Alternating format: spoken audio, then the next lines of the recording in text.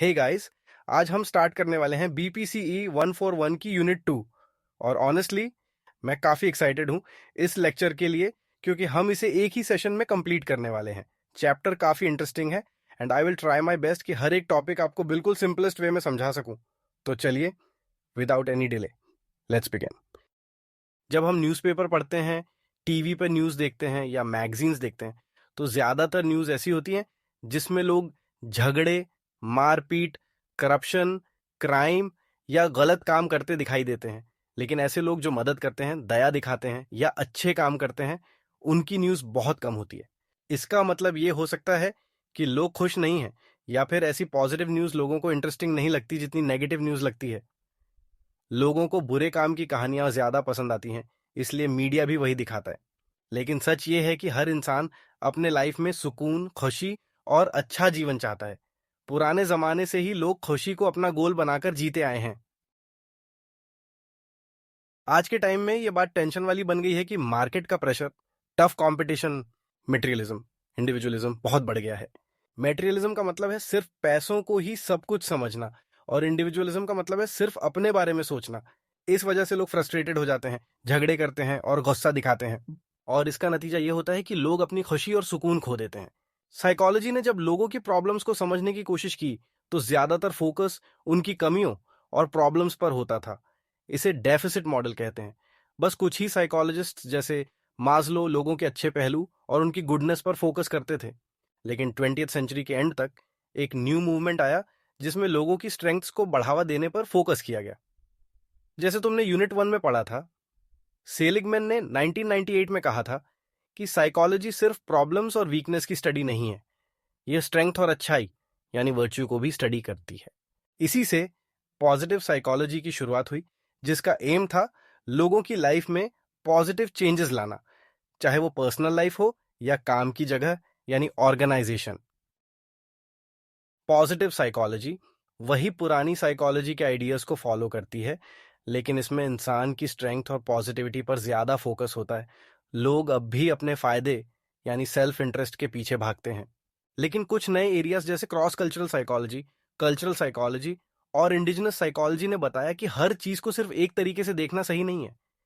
ये कह रहे हैं कि हमें कल्चर को भी समझना चाहिए जब हम इंसान के बिहेवियर को समझते हैं।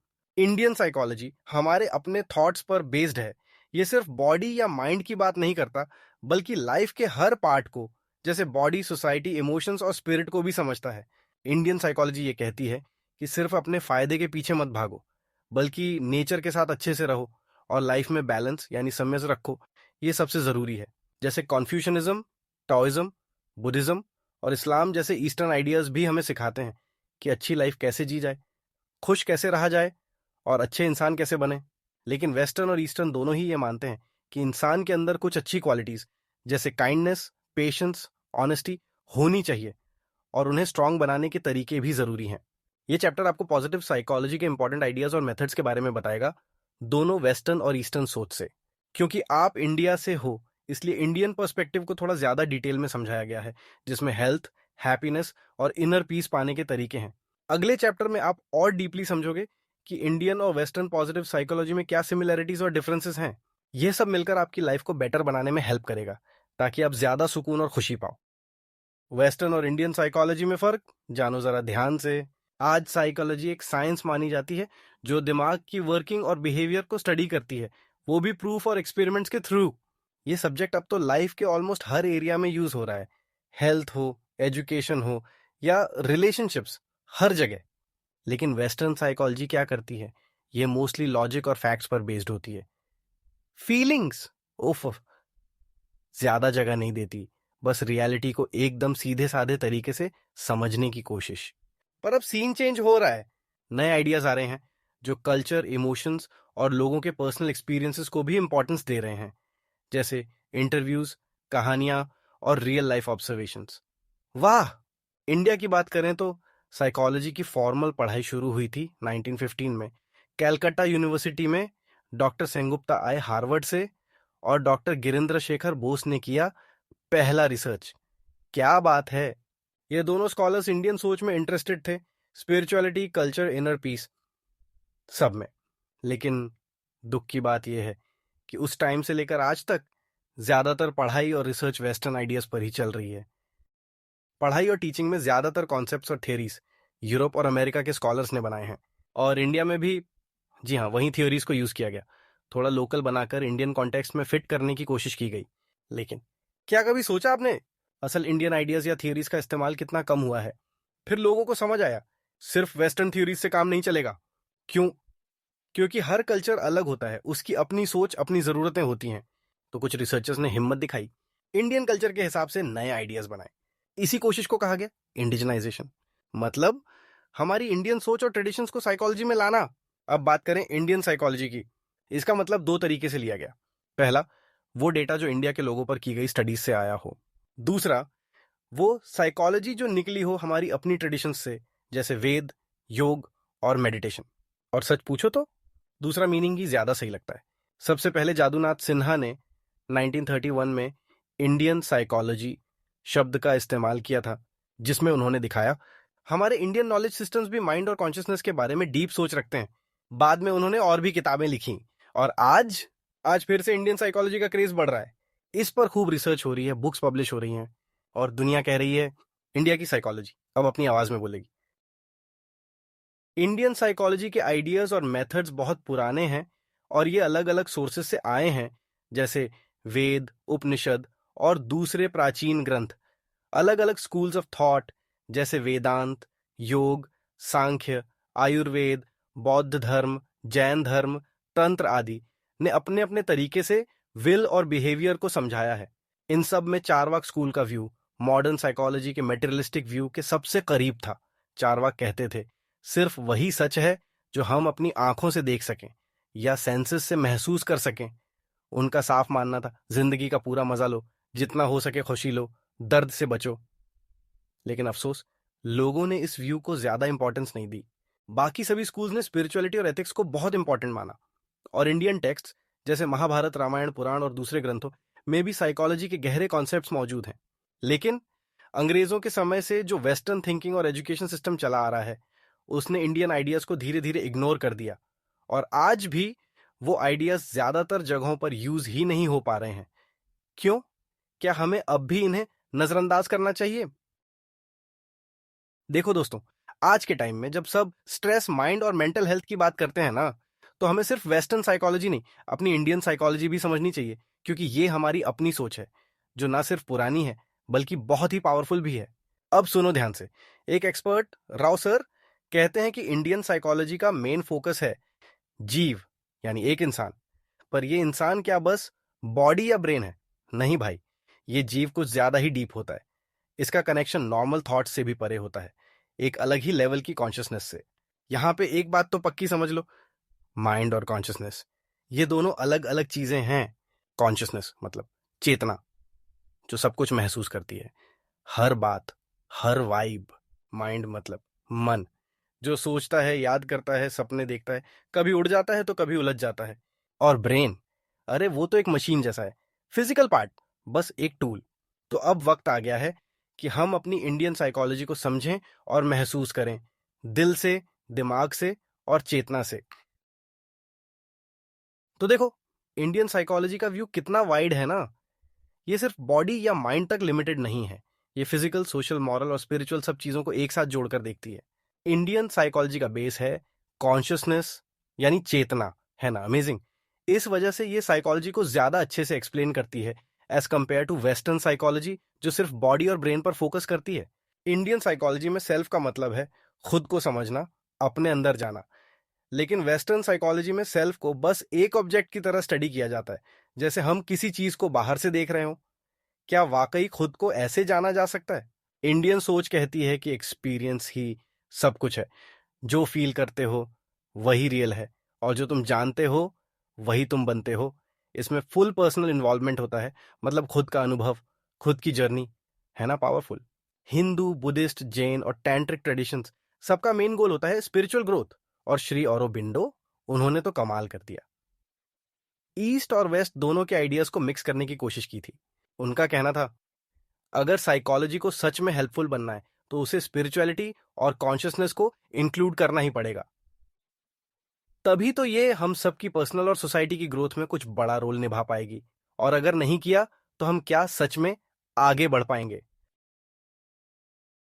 पॉजिटिव साइकोलॉजी और इंडियन साइकोलॉजिकल पर्सपेक्टिव्स दोनों ही हेल्थ और वेलबींग के बारे में बहुत ज्यादा सोचने वाले कॉन्सेप्ट्स हैं।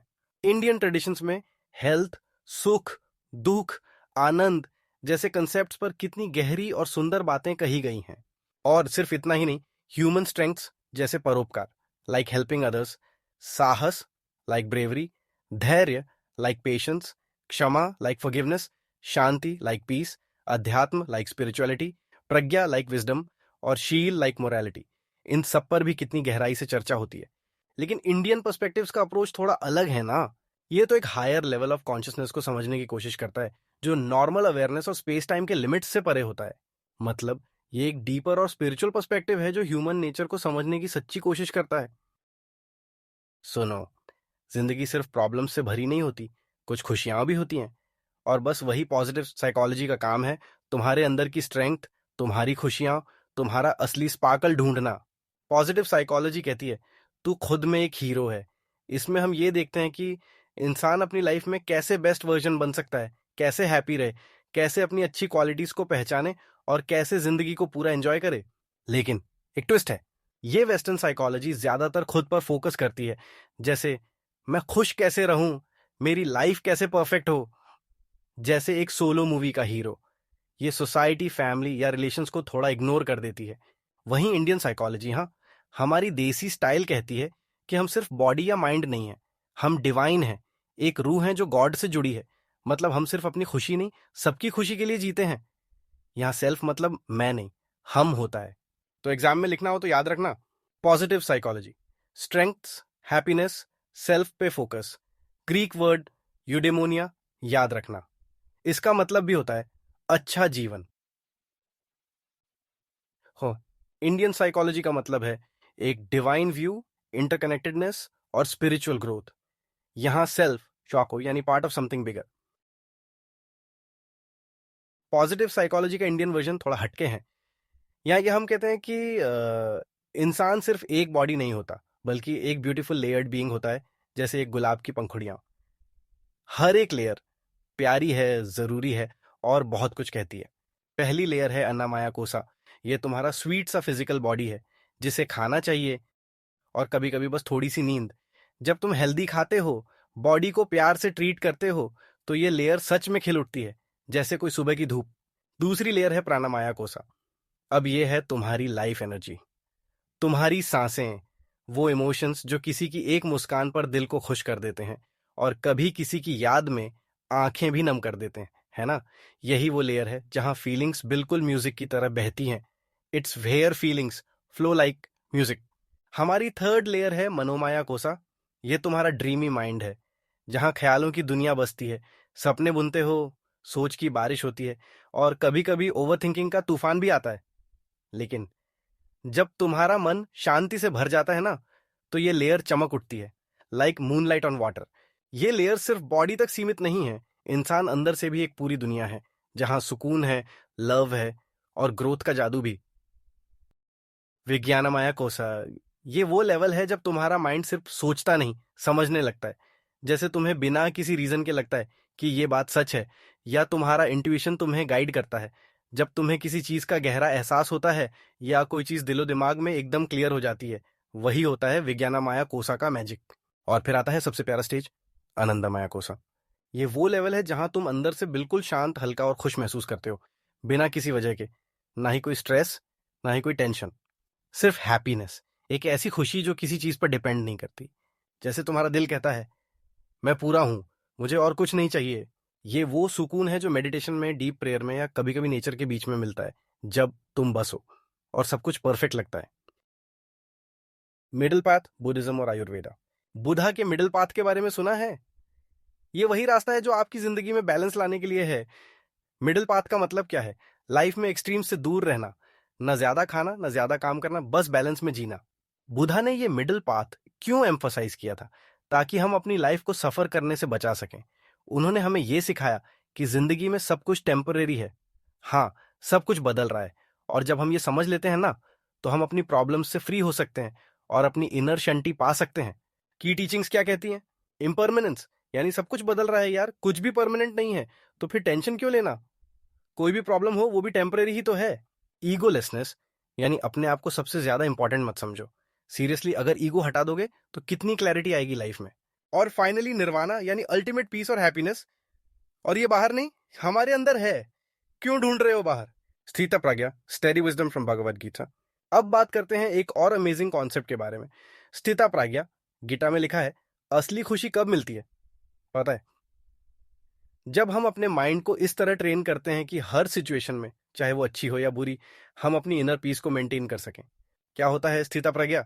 ये एक ऐसी स्टेट है जहां पर हम हर सिचुएशन में काम और वाइज रहते हैं, बिना किसी एक्सटर्नल चीज से अफेक्ट हुए। है ना कमाल? इसे अचीव कैसे करें? अपने माइंड को ट्रेन करो। हाँ, ट्रेन, ताकि चाहे जो भी सिचुएशन हो, हम हमेशा शांत, स्थिर और पीसफुल रहें। गोल क्या होना चाहिए?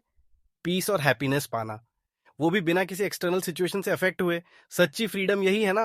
अब एग्जाम के पॉइंट ऑफ व्यू से बात करें तो मिडिल पाथ, मतलब क्यों एक्सट्रीम चीजों से बचो, लाइफ में बैलेंस लाओ, तभी तो पीस मिलेगा ना। और स्थिता प्रज्ञा का मतलब हर सिचुएशन में काम और वाइज रहना, चाहे कुछ भी हो जाए। यही असली ताकत है। इन दोनों कंसेप्ट से हम क्या सीखते हैं कि ट्रू पीस और हैप्पीनेस कहीं बाहर नहीं, हमारे अंदर है। बस अपने माइंड को कंट्रोल करना सीखो और जिंदगी बदल जाएगी ना यार।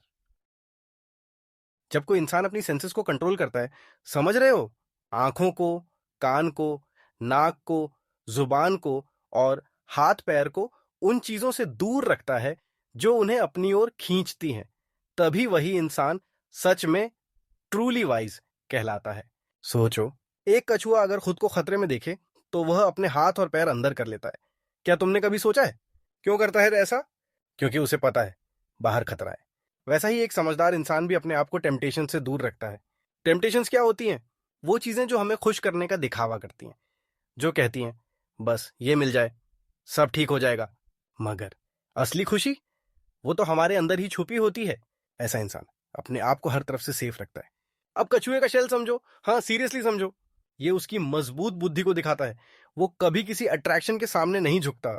उसका जो शेल है वो उसे हर चीज से प्रोटेक्ट करता है, हर डिस्ट्रैक्शन, हर धोखे से। लेकिन सुनो ध्यान से, जब हम किसी चीज को छोड़ देते हैं तो वो चीज भले ही हमारी आंखों से दूर हो जाए, पर क्या उसका असर भी चला जाता है? नहीं। उसके लिए जो लगाव होता है वो मन के अंदर गहराई में बैठा रहता है, क्योंकि हमारी पुरानी आदतें, हमारा पुराना अटैचमेंट, ये सब हमारे अंदर ही रहते हैं। और ये अटैचमेंट, ये तब तक नहीं छूटता जब तक हम अपने असली रूप को ना पहचान लें, जब तक हमें अपने रियल सेल्फ का ज्ञान ना हो जाए। आत्मा का मतलब एक ऐसी खुशी जो कभी खत्म नहीं होती, खुशी जो परमानेंट हो, जो ना रुके, ना बदले, ना किसी के आने जाने से हिले। इंक्लूसिव विजन का मतलब जानना चाहते हो? इंडियन फिलॉसफी ये कहती है, हमें ऐसी खुशी पानी है जो दुनिया के प्रॉब्लम्स से, सैडनेस से, चेंजेस से कभी अफेक्ट ना हो। एक ऐसी खुशी जो हमारे अंदर से निकले, जो हमारे दिल में हो और जो हमेशा बनी रहे। जब कोई इंसान अपने माइंड और सेंसेस को कंट्रोल कर लेता है तो उसे अंदर एक पीसफुल फीलिंग मिलती है। इस फीलिंग को हम इनर फ्रीडम या लिबरेशन कहते हैं। वेद कहते हैं कि यह पूरा वर्ल्ड एक ही एनर्जी से बना है, जिसे हम ब्रह्म कहते हैं। और जब इंसान को यह समझ में आता है कि यह सब कुछ ब्रह्म ही है, तो वो ये समझता है मैं भी ब्रह्म हूं। इस समझ के बाद इंसान सबको अपने जैसा फील करता है। उसे किसी में कोई डिफरेंस नहीं दिखाई देता, सब में एक ही स्पिरिट, एक ही एनर्जी नजर आती है। इससे हम अद्वैत यानी वननेस कहते हैं, यानी सब कुछ एक ही है, कोई अलग नहीं है। भगवत गीता भी ये कहती है कि जो इंसान सच में समझदार है वो सभी बीइंग्स में एक जैसा फीलिंग देख सकता है। जो समझदार है वो सबको इक्वल समझता है। और यह एक इंक्लूसिव विजन है जिसमें दुनिया को एक फैमिली की तरह ट्रीट किया जाता है। वसुधैव कुटुंबकम, यानी पूरी दुनिया एक परिवार है। लेकिन जब हम अपने आप को और दूसरों को अलग अलग समझते हैं तो हमारी सोच नैरो और रिजिड हो जाती है। बड़ी सोच ये है कि सब एक हैं और किसी को अलग ट्रीट करना गलत है। धर्म और अच्छी लाइफ की तलाश। धर्म का मतलब सिर्फ वर्शिप या रिचुअल्स नहीं होता। असली धर्म वो फीलिंग है जो हमें अंदर से अच्छा इंसान बनाता है। वो रिस्पॉन्सिबिलिटीज जो हम दिल से निभाते हैं और वो काम जिनसे किसी की लाइफ में खुशी आ जाए। हर इंसान का सोसाइटी में एक रोल होता है, कोई स्टूडेंट होता है, कोई टीचर। हर रोल की अपनी ड्यूटी होती है। जब हम इन्हें दिल से निभाते हैं तो दुनिया में शांति और बैलेंस आ जाता है। और जब ये बैलेंस बनता है तो पूरी यूनिवर्स भी सही तरीके से चलती है, सब कुछ ठीक लगता है। अब सोचो, एक अच्छी लाइफ कैसी होती है? जब हम अपने दिल के गोल्स को बैलेंस करें। जैसे 4 मेन गोल्स होते हैं। 1 धर्म, यानी सही का साथ देना और दिल की आवाज सुनना। 2 अर्थ, यानी मेहनत से कमाना ताकि अपने और अपनों के ड्रीम्स पूरे कर सकें। 3 काम, यानी खुश रहना और अपनी विशेष को अच्छे से जीना। 4 मोक्ष, यानी वो पीस पाना जब मन की सारी टेंशन खत्म हो जाए।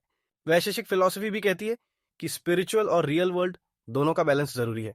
जैसे लाइफ में सिर्फ ड्रीम्स नहीं, उनका सच होना भी जरूरी है। इसलिए एक अच्छी लाइफ वही है जिसमें हम दिल से अपनी ड्यूटीज निभाएं, मेहनत करें और मुस्कुराएं। रिलीजियस और स्पिरिचुअल प्रैक्टिसेस जो वेलबींग को इंप्रूव करती हैं। इंडिया की ट्रेडिशन में ऐसे बहुत सारे तरीके हैं जो हमें अंदर से अच्छा फील करने में हेल्प करते हैं। योग और वेलबींग। सबसे पहले समझो कि हमारा माइंड और बॉडी कनेक्टेड होते हैं। अगर माइंड स्ट्रेस में है तो बॉडी भी थक जाती है, और अगर बॉडी टायर्ड है तो माइंड भी वीक फील करता है। योग एक ऐसा प्रैक्टिस है जो माइंड और बॉडी दोनों को बैलेंस करता है। इससे हमारा मूड बेटर होता है, हम पॉजिटिव सोचने लगते हैं और बॉडी भी स्ट्रांग और रिलैक्स्ड फील करती है। मतलब सिंपल वर्ड्स में, योग से हम ज्यादा हैप्पी, पीसफुल और हेल्थी बन जाते हैं। योग से स्ट्रेस भी कम होता है और हम स्ट्रांग भी बनते हैं। योग से हम इतने स्ट्रांग बन जाते हैं कि लाइफ का प्रेशर या स्ट्रेस इजीली हैंडल कर सकें। और सबसे अच्छी बात, ये हमारे अंदर छुपे टैलेंट्स को शांति से डेवलप करता है, बिना किसी टेंशन के। इमेजिन, तुम काम भी हो और पावरफुल भी। योग का मतलब होता है जोड़ना, बॉडी और माइंड को आपस में कनेक्ट करना। वाह, कितनी अमेजिंग बात है ना। पतंजलि जी ने कहा था, योग का मतलब है अपने माइंड को कंट्रोल करना, उसे बेकार थॉट से रोकना। मतलब माइंड को शांत और फोकस्ड रखना, ऐसा माइंड जो हर सिचुएशन में स्टेबल रहे। इमेजिन करो जरा, योग एक फुल सिस्टम है जिसमें हम अपनी लाइफ के हर हिस्से पर काम करते हैं। इसमें 8 स्टेप्स होते हैं जिन्हें कहते हैं अष्टांग योग। पहला है यम, मतलब दूसरों के साथ अच्छा बिहेव करना, जैसे झूठ ना बोलना और लालच ना करना, बस सच, सिंप्लिसिटी और रिस्पेक्ट। दूसरा है नियम, मतलब अपने साथ भी अच्छा बिहेव करना, जैसे बॉडी को क्लीन रखना, लाइफ से खुश रहना और थोड़ा अपने दिल को समझना। अपने आप से भी दोस्ती जरूरी है ना। थर्ड इज आसन, वो योग के इजी पोजेस होते हैं जो बॉडी को स्ट्रांग और हेल्थी बनाते हैं। सोचो, बॉडी भी फिट और माइंड भी लिट।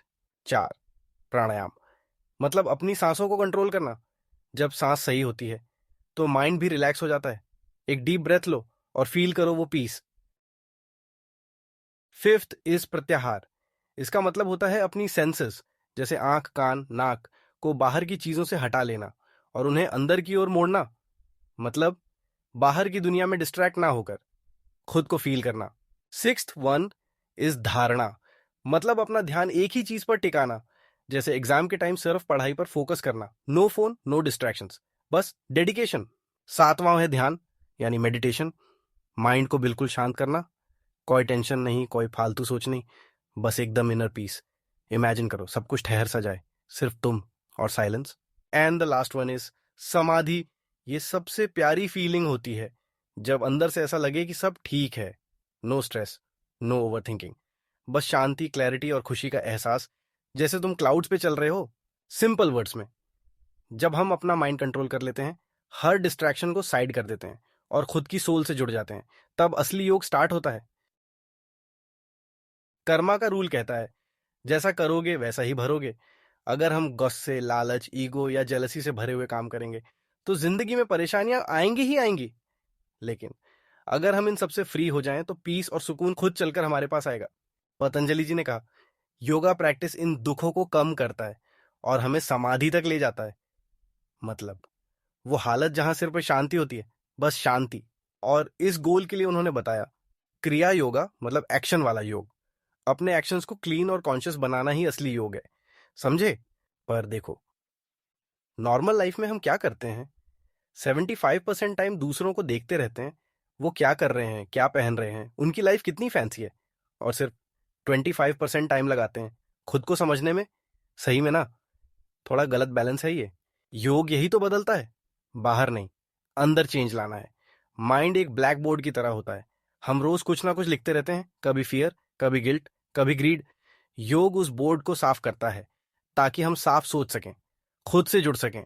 फिर होता है असली बदलाव, अवेयरनेस, सही गलत की पहचान, अच्छा परफॉर्म करना, और फाइनली क्रिएटिविटी और क्लैरिटी।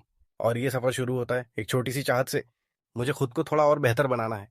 बस इतना सोचो, अगर माइंड शांत हो जाए तो जिंदगी कितनी खूबसूरत लगने लगे ना।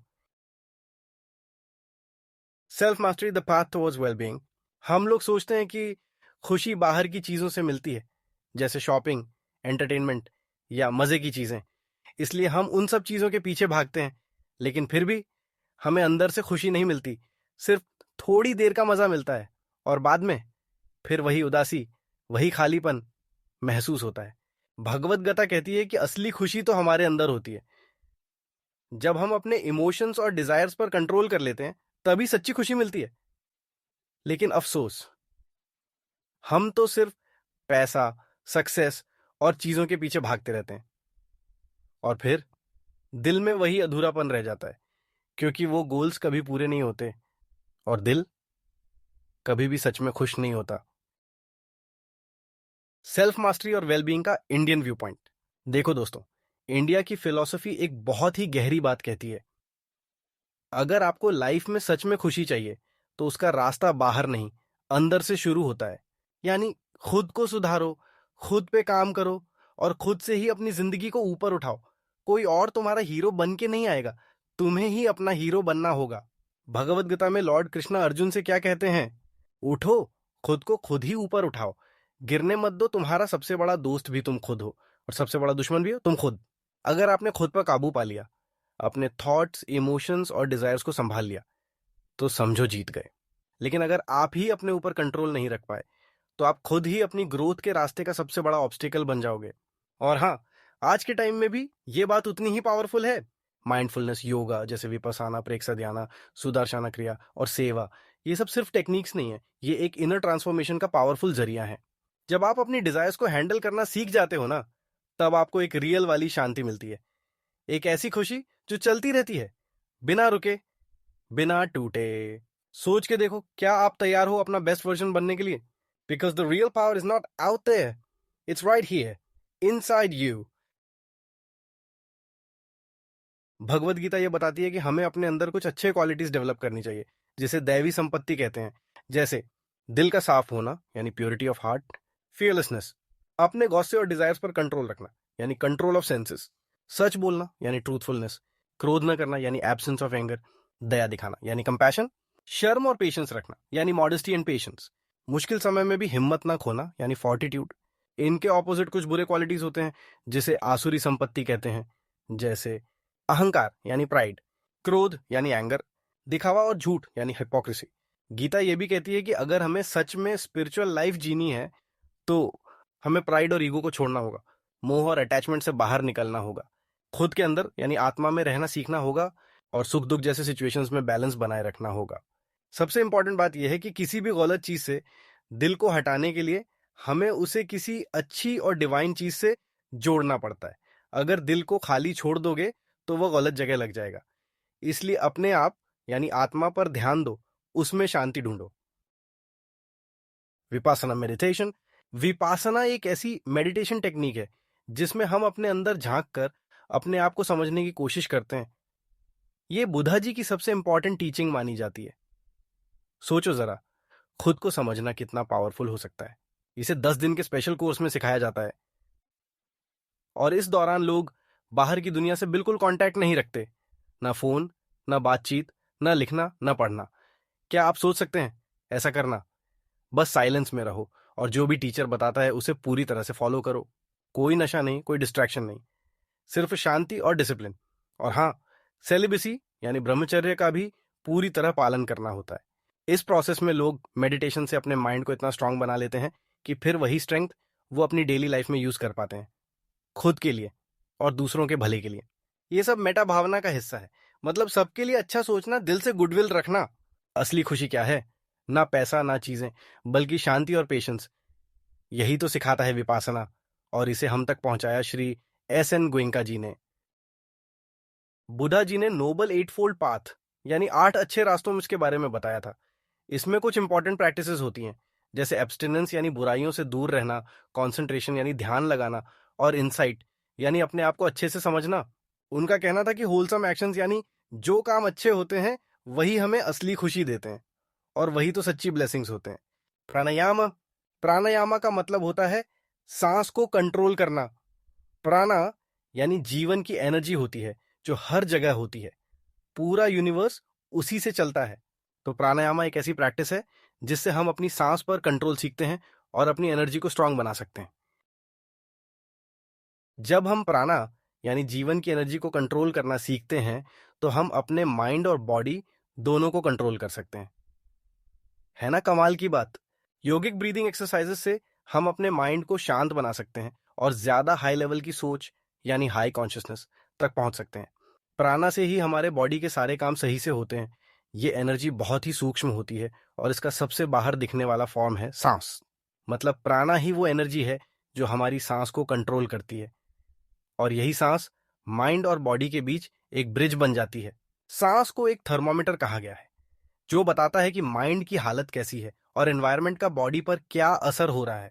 जब योगी अपनी सांस को कंट्रोल करता है तो वो धीरे धीरे बॉडी की और भी छुपी हुई एनर्जीज को कंट्रोल करना सीख जाता है। प्राणायामा के कई प्रकार होते हैं जैसे नाड़ी शोधन, कपालाभाति, भस्त्रिका, उज्जाई, भ्रमारी, स्ताली और सितकारी। इनमें सांस लेने, रोकने और छोड़ने के तरीके थोड़े थोड़े अलग होते हैं। और हाँ, ब्रेथ अवेयरनेस यानी सांस पर ध्यान मेडिटेशन का बहुत ही इंपॉर्टेंट हिस्सा होता है। So simple yet so deep. Meditation meditation एक ऐसी प्रैक्टिस है जिससे हम अपने माइंड, बॉडी और सोल को शांत और एक साथ बैलेंस में लाते हैं।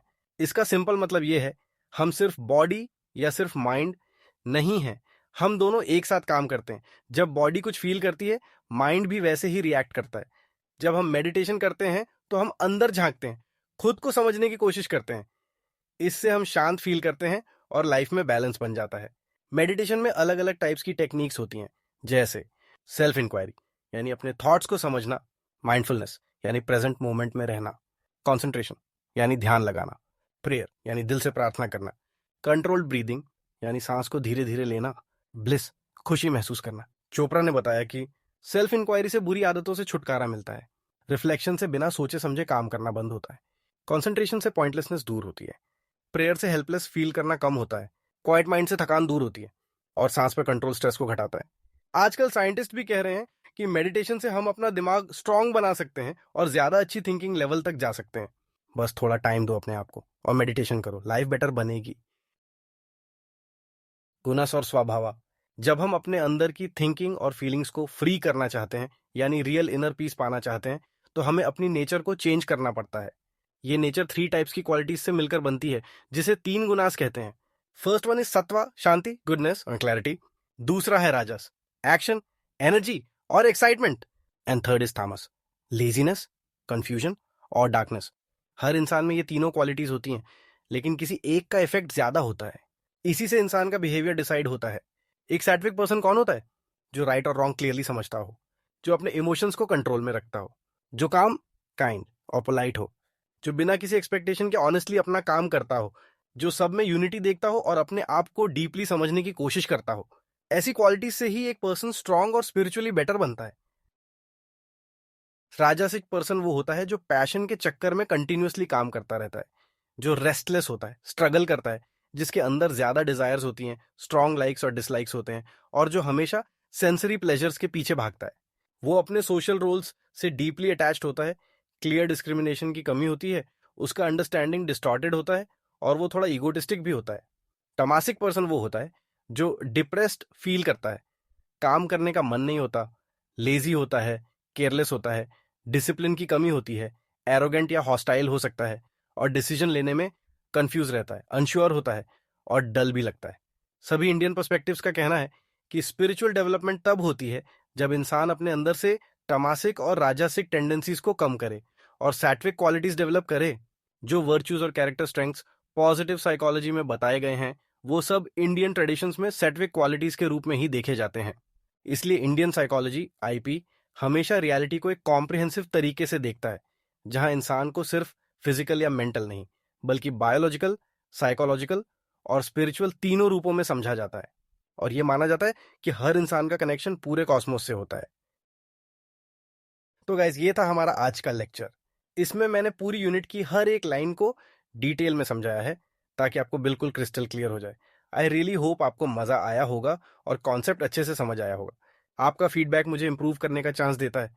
कमेंट्स में जरूर बताएं कि आपको क्या अच्छा लगा और क्या बेटर हो सकता है। अगर आपको लेक्चर पसंद आया हो तो प्लीज लाइक जरूर करें, अपने फ्रेंड्स के साथ शेयर करें और चैनल को सब्सक्राइब करना ना भूलें। मिलते हैं नेक्स्ट लेक्चर में एक नए और इंटरेस्टिंग टॉपिक के साथ। तब तक के लिए keep learning and stay happy.